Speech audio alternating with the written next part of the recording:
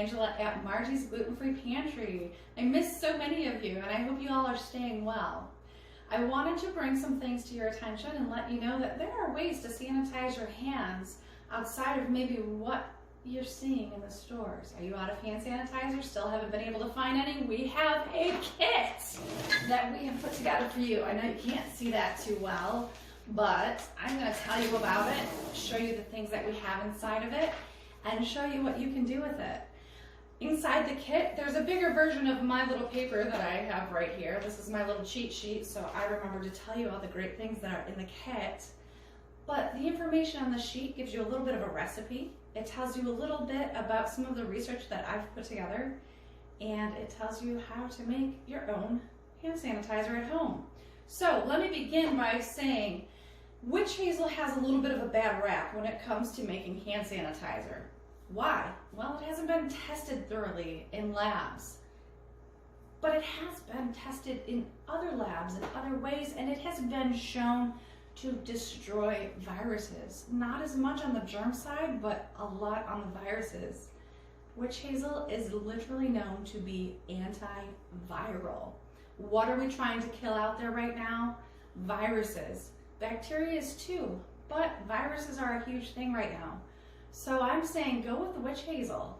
And witch hazel, guess what? We have a really amazing professional level witch hazel. We've got a few different types here in the store. Our kits have a few different types in them depending on what you choose. But the professional level and all of our witch hazels are also made into tinctures using alcohol. So there's some alcohol and some witch hazel just in using witch hazel. I fully support using witch hazel in hand sanitizer. Another thing that we suggest using is aloe vera.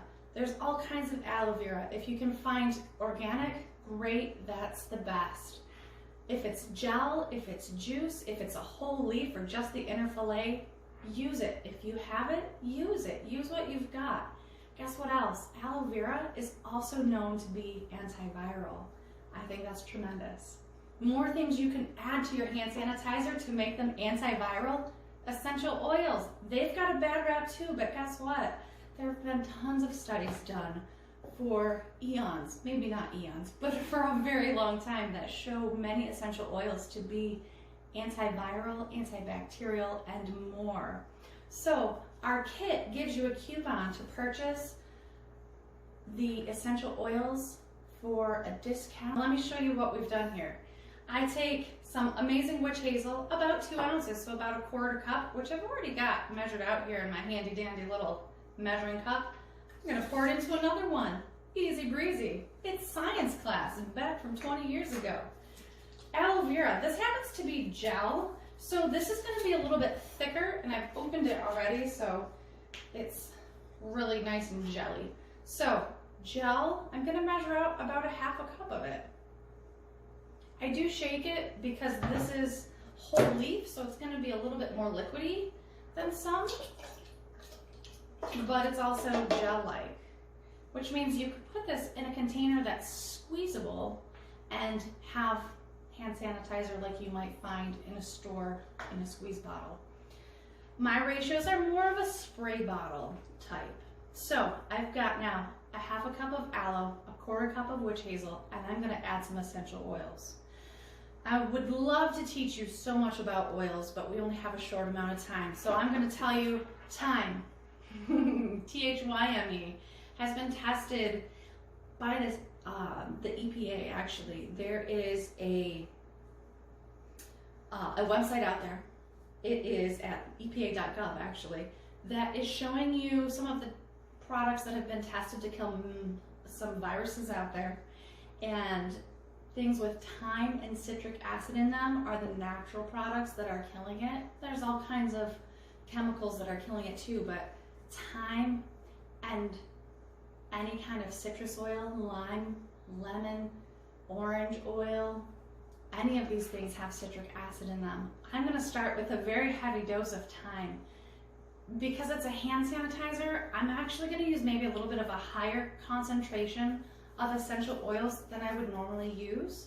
Many of you know I'm also a massage therapist. I don't usually use 20 or 30 drops of oil in one session, but we want to make sure this is very strong and that it's going to kill the things we want it to. So I'm going to start with about 10 drops of thyme oil. If I can get it to come out, of course, it's going to be slow.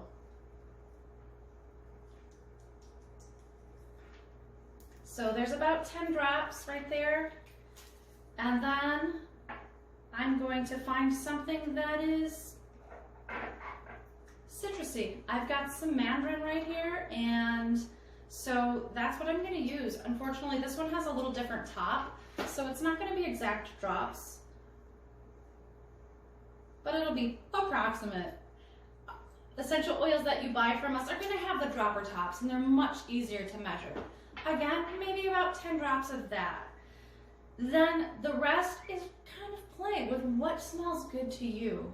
I have a selection of oils here and that I've listed on the paper that comes in your kit that have been known to help destroy viruses and bacteria. I've got a little bit of clove bud. Maybe we'll add 3 drops of that. And this one's running a little dry, so there we go. There is about 2 drops of that. And we've also got some cinnamon. I'm gonna put a couple of drops of cinnamon. Maybe 3 drops of cinnamon, 4 drops of cinnamon. So that puts us at a little over 25. We're getting real close to 30. I'm gonna add a little bit of rosemary. Rosemary is great for memory. It's great for allergies. It has many properties to it. And I really love peppermint. Peppermint kind of lifts your mood and your energy a little bit. So there you go. There is approximately 30. You could have even up to 40 drops in there. I wouldn't normally recommend that for all of the things that you use essential oils for. Again, it's a really high concentration, but I want it to be a high concentration for a reason. So I'm gonna take a clean plastic utensil, stir it up. If you've got a clean funnel at home, you might want to use a funnel for the next step. I didn't bring one with me today, so we're not going to use one. Hopefully my measuring cup with its pour spout will help us to do what we need it to do. And I'm just going to give this a smell. It smells great. Your nose knows. If it doesn't smell right to you, maybe you might need to change it up a little bit. There's a little information here on the paper for you to read more about that.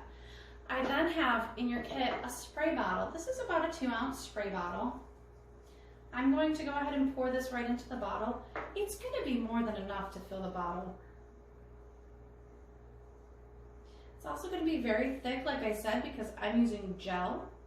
Some of the kits have a juice in them. It's a little more liquidy if it's the juice. Smell again. Smells great.